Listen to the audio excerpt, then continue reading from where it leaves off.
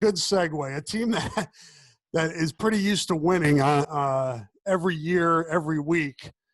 Regina, the Regina Regals at 8-1, only lost to Pleasant Valley, will play host to Wapsie Valley at 9-1 this Friday night in a Class A playoff game, quarterfinal playoff game, with the winner going to the Dome. And I am looking here, Ryan, another situation here where it's the first game that these two teams have ever played against each other. Those are exciting. I like those. We've had several of those already this year. So again, these teams separated by class, I think, a lot the last few years, but Wapsie Valley is a good football team. I think, and we talked about this the other day, Rob. Regina got a good test from Alburnett. I think this will be their, outside of those first two games. Mm-hmm. We can kind of make that disclaimer now. We're going to throw those out. You played a 4A team and a 2A team, but in class, I think this is going to be their biggest test to date, and it should be, right? It's a quarterfinal. It's a chance to play in the Dome, but I think this is a good team, and I think this is going to be a really good game for Regina.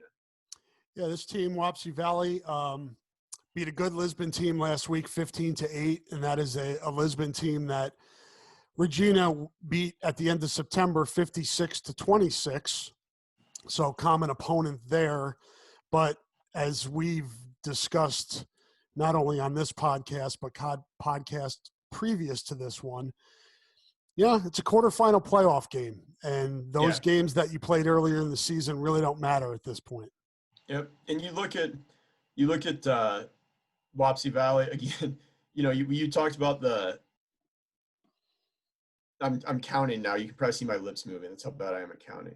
They're 9-1, which I knew they'd played an extra game, but that's just kind of one of the things that, as you look at their stats, that comes with this season. But I was going to say, you look at them in October, points allowed 0, 6, 0, 7, and 8 last week. Talking about Wapsie Valley. Yeah. So, and again, all year they gave up 26 to South Winnishik in a loss. And other than that, they've given up 20 a couple of times. So they haven't had one of those games where they give up a lot of points.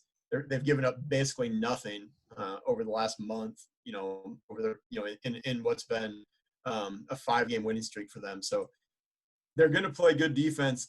And the degree of difficulty for that defense will be raised a great deal this week.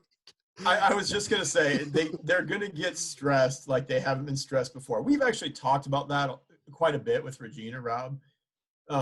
Where I really dug in this week when I did my research on this one as I pull it up, I think I mentioned this, that I thought Regina was playing better defensively than what I thought. I don't want to say they're getting credit for, but just then, they were taking it to another level. They gave up 303 yards in that Lisbon game that you mentioned when they allowed 26 points. And actually the week before that, we talked about this before their rematch with Waplo in the postseason. They gave up 426 in that game. Since then, their last 4 games, they've given up 213, 192, 161, and 188 total yards. So they're giving up less than 190 total yards a game. And in those games, they've given up more than 4.5 yards per play once, held Alburnett to 3.2 yards per play. So we mentioned it. I'm not going to go over the whole thing again, but they're doing what they do late in the season where they kind of lock in, and then they're really good about taking away the one thing that you really want to do. Like, I've watched them play so many games late in seasons since I've been covering football around here. And if you have a thing that you obviously do well, Jason Dumont and the coaching staff at Regina and their players, they're going to take that thing away. And that's what they do so well. And like we mentioned with Wakan, they're going to put you in situations that you don't want to be in. And that's the key for them. One statistic that just flies out at me, Ryan, is we talked about Wapsie Valley's defense. They have 48 tackles for loss. Yeah. And 11 sacks.